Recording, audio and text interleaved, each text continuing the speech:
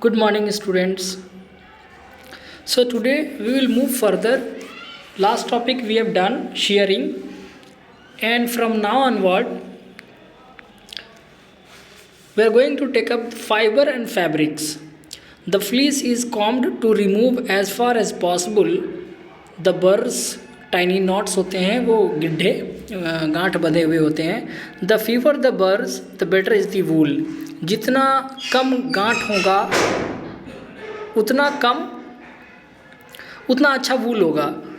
After combing the fibres of the wool are untangled, drawn to straighten them and then spun and twisted together to make the yarn. क्या होता है कि उस पर ना combing की जाती है, कंघी जो होती है वो मारा जाता है ताकि जो भी गांठ हो वो खुल जाए. कहीं कोई एक दूसरे में फंस गया हो तो वो भी अनटेंगल्ड हो जाते हैं. Drawn to straighten them and then spun and twisted together to make the yarn. और वो काफ़ी स्ट्रेट हो जाता है, अच्छा सा लगता है. जैसे आप बाल कैसे संवारते हैं अपने कंघी से, बिल्कुल वैसे ही एकदम फ्रेश और लंबे लंबे लाइन में वो हो जाते हैं. The yarn is wound on spools. फिर उसको ना बुना जाता है स्पूल पे. The yarn can be used for knitting और बीइंग वुवन इनटू फैब्रिक. तब वो कपड़े के रूप में उसको ना निट कर दिया जाता है, या फिर वीविंग जो वीवर्स होते हैं, या आजकल तो मशीन से होती है, उसको ना कपड़े के रूप में उसको बना दिया जाता है. The woollen fibre can be bleached और डाइड बिफोर और आफ्टर स्पिनिंग. स्पिनिंग के पहले भी और स्पिनिंग के बाद भी उसकी ब्लीचिंग होती है, डाई होती है, यानी उसको कलर दिया जाता है ना. और फिर आप जानते ही हैं, आप जब जाते हो मॉल में या दुकान में कपड़े खरीदने के लिए तो अलग अलग कलर के कपड़े चूज़ करते हो आप, है ना. Then we have quality of wool. The quality of a given sample of wool is just using the following criteria. अब देखिए, किसी चीज़ को अगर आप जज करते हो, देखते हो, तो क्या करते हो, कुछ ना कुछ क्राइटेरिया होता है कि देखते हैं कपड़ा मोटा है, पतला है, कलर पसंद आया तो उसकी जो कपड़े की क्वालिटी है वो पसंद नहीं आ रही है, क्वालिटी पसंद आ रही है तो कलर पसंद नहीं आ रहा है. तो कई सारी चीज़ें होती है. तो क्वालिटी हम किन चीज़ों से देख करके तय करते हैं. The thinner the fibre the better is the वूल. जितना पतला फाइबर होगा, ठीक है, वूल उतना ही बढ़िया माना जाता है. Wool of a superior quality is more crimpy curly than an inferior wool. तो सुपीरियर क्वालिटी का जो वूल होगा वो क्या होता है, क्रिम्पी होगा, करली होगा, थोड़ा सा मुड़ा हुआ होगा, है ना. और इन्फीरियर वाला स्ट्रेट होगा. Fine wool has shorter fibre. जो पतले और अच्छे वाले वूल होते हैं ना, उनकी लंबाई छोटी होती है, 4 से 12 सेंटीमीटर की होगी. मीडियम वाले 6 से 17 सेंटीमीटर की होगी, और कोर्स वाली 10 से 30 सेंटीमीटर की वैरायटी में आती है.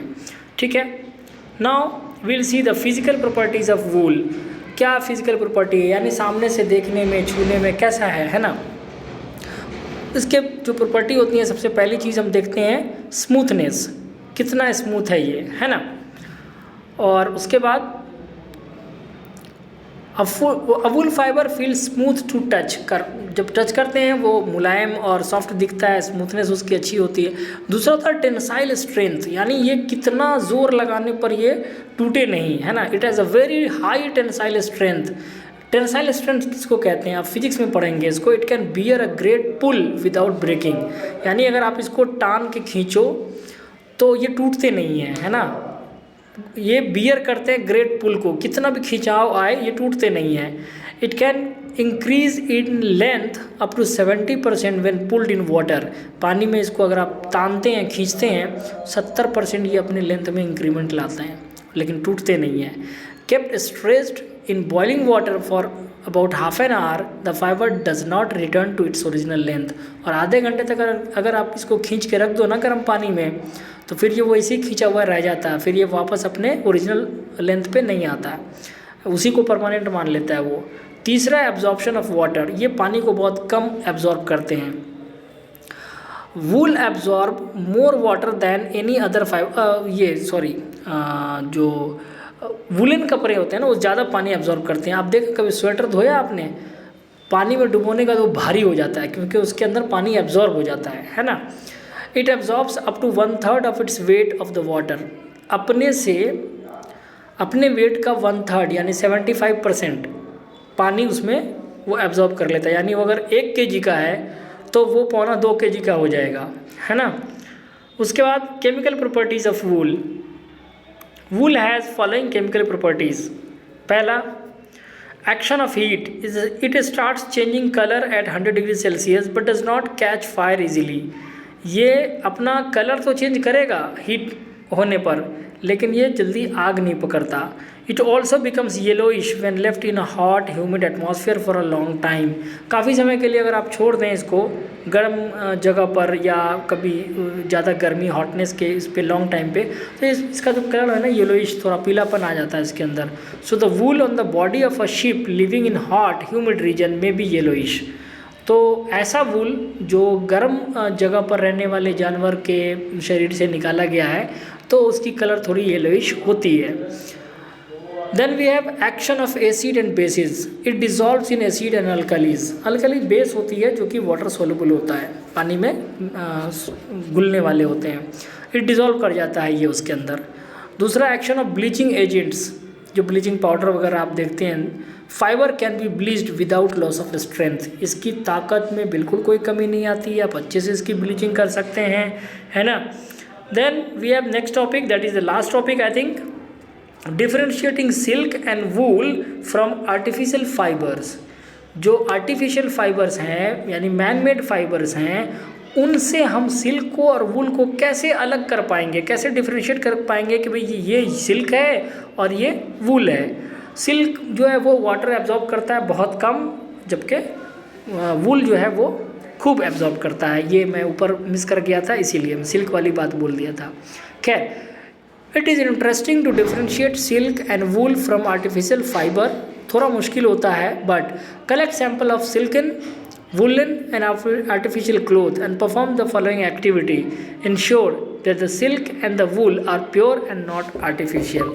अब ये आगे एक एक्टिविटी दिया हुआ है ना, अपने पेज पर अगर आप देखेंगे तो, जिसमें है कि उसके ऊपर ना ड्रॉपर से आपको थोड़ा सा वाटर डालना होता है, ठीक है। एक बैंगल या कुछ ले लीजिए, उसमें उस अंदर कपड़े के अंदर उसको डाल के, और आप देखिए फिगर नंबर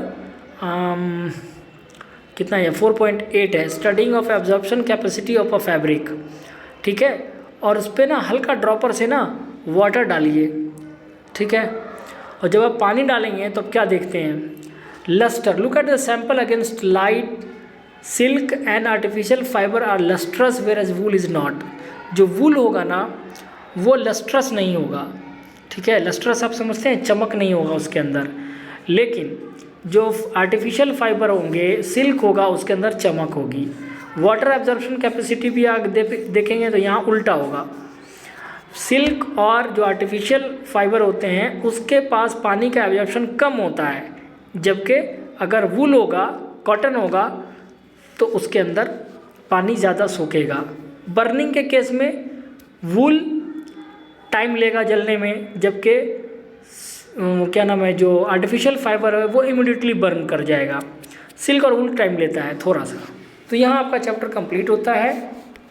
आप ये क्वेश्चन आंसर्स यहाँ दिए हुए हैं, ये क्वेश्चंस आप करेंगे और फिर कॉपी जब मंगवाई जाएगी तो हम ये क्वेश्चन आंसर चेक करेंगे, ठीक है। पेज नंबर आप देख लीजिए, यहाँ ऊपर में होगा 35, ये आप कर लेना, ठीक है।